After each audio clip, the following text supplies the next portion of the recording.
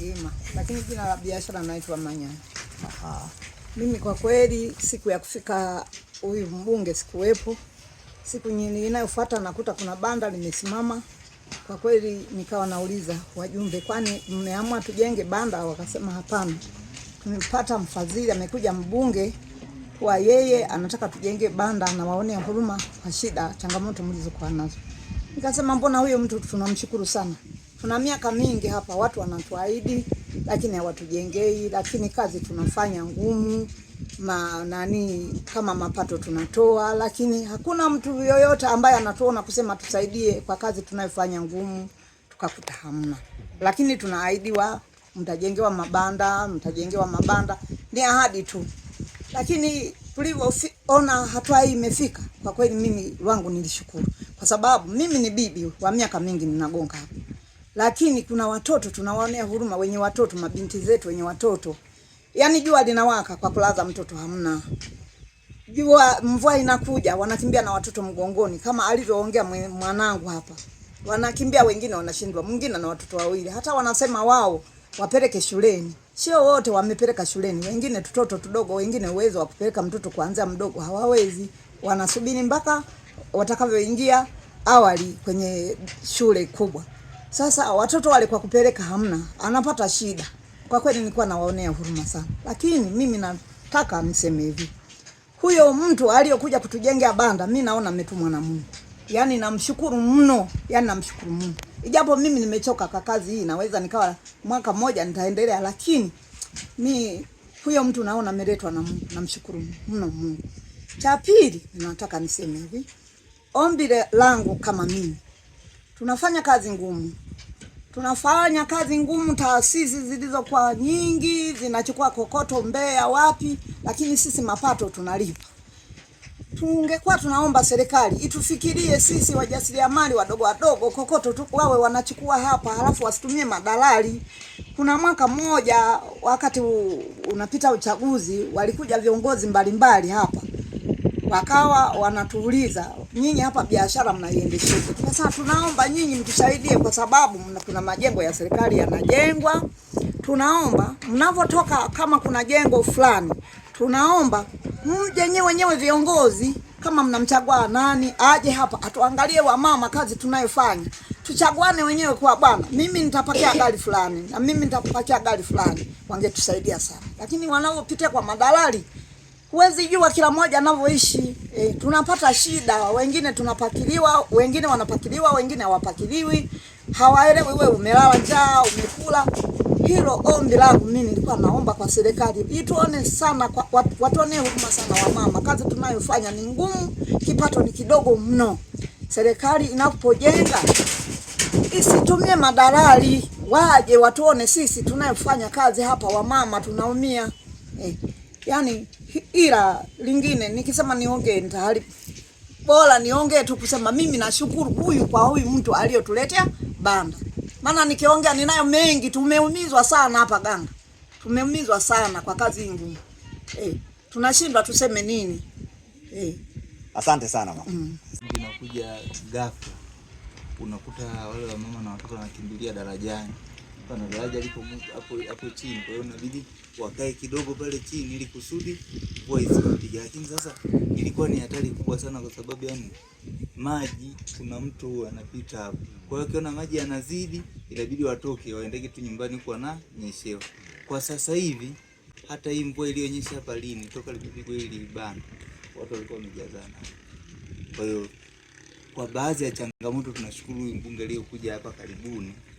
Kwa sababu kwanza tupende kumsifu kwa sababu amekuja sio muda wa kampeni. Kampeni zimeisha, amekuja yeye kwa ajili ya matekelezo tu. Kwa hiyo baadhi ya vitu alivyotuahidi ndio kama unavyoona hivi banda. Baada hapo alisema atatusaidia tena na choo na maji. Kwa hiyo mpaka hapa watu wa Ganga hapa tunashukuru sana kwa changamoto zilizopo hapa. Tayari nyingine ameshaanza kuzitatua, ndo kama hivi watoto watakuwa salama, kwa sababu ilikuwa ni hatari. Mtoto hata anaweza kafa maji, kwa mtoto akiwa anafika usaumu kwenye miguu, mtoto anaweza akafa. Haitawarahisishia vipi kufanya shughuli zenu kukiwa hakuna wasiwasi labda mvua itawazuia au huenda labda jua kwa ajili ya watoto? Kwanza tuseme tu kwamba kwa sisi hapa wajasiriamali wadogo itaturahisishia sana, kwa sababu pindi tu mvua itakapokuwa inaisha tunaingia tena kazini. Hapo vile vile hapa tena kunaweza kuwa kuna changamoto nyingi zikazaliwa kwa ajili ya wakina mama. Hapa ni wengi sana, hata kwa biashara anaweza akasema bwana, kulingana na hapa niweke hata kamgawa, yani ndio hivyo. Ujenzi wa banda hili utawasaidia vipi kufanya kazi zenu kwa muda wote na bila kuwa na wasiwasi labda mvua ikija au sehemu za kuwafanyia watoto pindi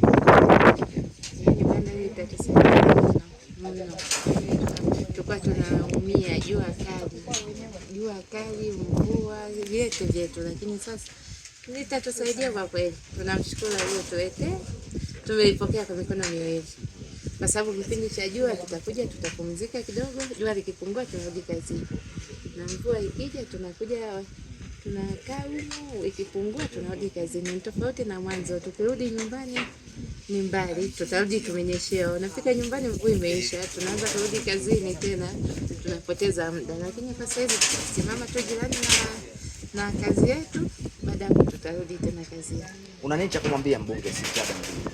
Yaani Sigrada Mligo tunamshukuru. Yaani namwambia tu tunashukuru sana kwa ujumla wa Wanaganga hapa. Yaani kila mtu hana cha kumpa kiujumla, kwa sababu ni kiongozi aliyeonyesha umakini, sio kipindi cha kampeni, lakini amekuja kwa muda ambao yeye sio kipindi cha kusema wewe anatafuta kula au na amepita hapa siku jua linawaka sana, na kaga wapi? Ungekuwa na kivuli mngetamani nini tukamweleza, lakini ametutimizia ahadi yetu.